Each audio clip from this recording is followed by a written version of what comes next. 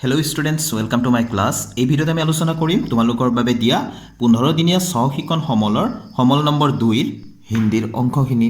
তো ইয়াত বিষয় হিন্দী পাঠ্যপুস্তক পল্লৱ ভাগ 3 পাঠ সংখ্যা 1 ভাৰত हमको जान से प्यारा है। তো এই কবিতাটো তোমালোকে পঢ়িবা, তোমালোকৰ কিতাপত দিয়া আছে। ইয়াত কৈছে 8वीं कक्षा के पाठ संख्या 1 भारत हमको जान से प्यारा है शीर्षक गीत को ध्यानपूर्वक पढ़ो और प्रश्नों का उत्तर दो। कैसे जे तुम्हालोकर किताबत अष्टम श्रेणीर किताबर हिंदी किताबर भारत हमको जान से प्यारा है पाठ संख्या 1 माने प्रथम पाठटुते भारत हमको जान से प्यारा है शीर्षक गीत এই গীতটো বা কবিতাটি তোমালোকক ধ্যানपूर्वक पढ़ो माने ভালকে পঢ়া और प्रश्नों का उत्तर दो और ये प्रश्नखिनिर उत्तर দিব কৈছে। उत्तरखिनि মই ইয়াত লিখি দিছো, তোমালোকে চাই যোৱা। क भारत किसकी शान है? उत्तरत आमी लिखिम भारत दुनिया की शान है। ख भारत की राजभाषा क्या है? उत्तरत आमी लिखिम भारत की राजभाषा हिंदी है। ग हिंदुस्तानी किसे कहते हैं? हिंदुस्तान ब्रैकेटत आमी भारत लिखिम हिंदुस्तान भारत में रहने वालों को हिंदुस्तानी कहते हैं। घ हिंदुस्तानी किसकी रक्षा में अपने जान कुर्बान करेंगे? भारत माँ की रक्षा में जान कुर्बान करेंगे। बा तुम्हारे और लिखिब पारा हिंदुस्तानी भारत माँ की रक्षा में जान कुर्बान करेंगे। ठीक है। 2 नंबर प्रश्न कैसे भारत के मानचित्र को देखो और प्रश्नों का उत्तर दो। ये मानचित्रখন চাব দিছে, তোমালোকৰ কিতাপতো আছে और कैसे प्रश्नবিলাকৰ उत्तर दिया। प्रथम प्रश्न আছে क नम्बरत असम राज्य भारत की किस दिशा में अवस्थित है?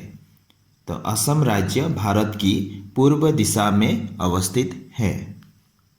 ख महाराष्ट्र किस दिशा में अवस्थित है?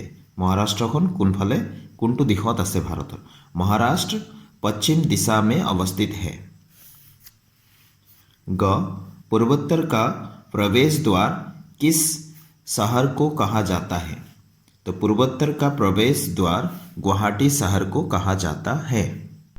क नम्बर आंसर तो आमी एनेको लिखिब पारो असम राज्य भारत की उत्तर पूर्व दिशा में अवस्थित है। एनेको लिखिब पारो उत्तर पूर्व बा पूर्वोत्तर दिशा में अवस्थित है बुली कब पारो।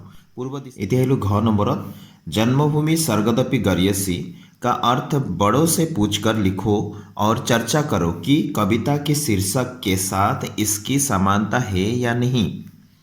तो आमी लिखिम जन्मभूमि स्वर्ग से भी श्रेष्ठ है। जन्मभूमि स्वर्ग से भी श्रेष्ठ है, समानता है।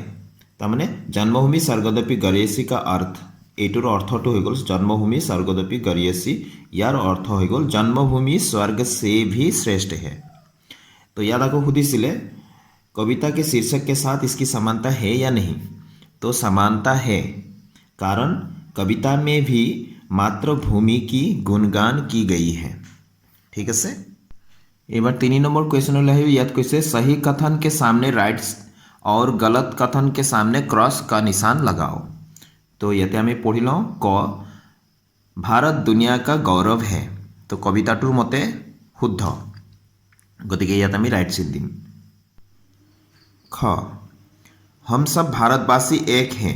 तो राइट। ग भारत में एक ही भाषा बोली जाती है। तो एटु अशुद्ध हयने, कारण भारतत अनेक भाषा कोआ হয়। घ सबके लिए अपना देश जान से प्यारा है। तो राइट, एटु शुद्ध हयने। इतना आमी 4 नंबर आहूँ। याद कैसे आओ हम कुछ भाषाओं एवं भाषाएं बोली जाने वाले कुछ राज्य के नाम लिखें। तो भाषा यात भाषाबिलाक दिया आछे किस राज्य में बोली जाती है। तो कोनटो राज्यत कोआ হয় সেই ভাষাটো আমি ইফালে লিখিব লাগে। এটা আমাক কৈ দিছে ইয়াত असमिया असम। तो অসমীয়া ভাষাটো অসমত কয় হেতু। मराठी महाराष्ट्र, गुजराती गुजरात, पंजाबी पंजाब, तामिल तामिलनाडु।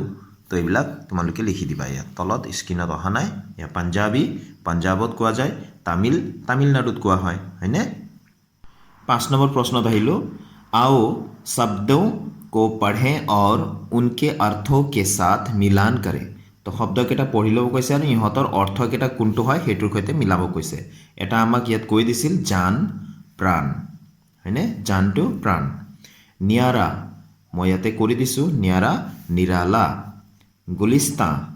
গুলিস্তাটো আহি বাগিচাৰ লগত মিলাবা শান গৌৰৱ কুৰবান বলিদান वतन स्वदेश तो এনেকে মিলাই ল'বা তোমালোকে ঠিক আছে अंतिमটো प्रश्न 6 নম্বৰলৈ আহিলো ইয়াত কৈছে भारत महान देश है यह सिद्ध करते हुए 5 वाक्य लिखो तो भारत जे महान देश হয় ইয়াক সিদ্ধ কৰাৰ বাবে 5টা বাক্য লিখিবলৈ কৈছে ঠিক আছে তো মই ইয়াত লিখি দিছো তোমালোকে অন্য বাক্য লিখিব পাৰা মই কি লিখিছো সোৱা প্ৰথমতে सभी धर्म के लोग यहाँ मिलजुल कर रहते हैं बहुभाषिकता के बीच में भी भारत में एकता है ये 2 नंबर आছিলে 1 नंबर एटू 2 नंबर एटू 3 नंबर एटू विश्व के सबसे प्राचीन ग्रंथ वेद की रचना भारत में हुई थी 4 नंबर हो गल प्राचीन भारत में नालंदा विश्वविद्यालय उच्च शिक्षा का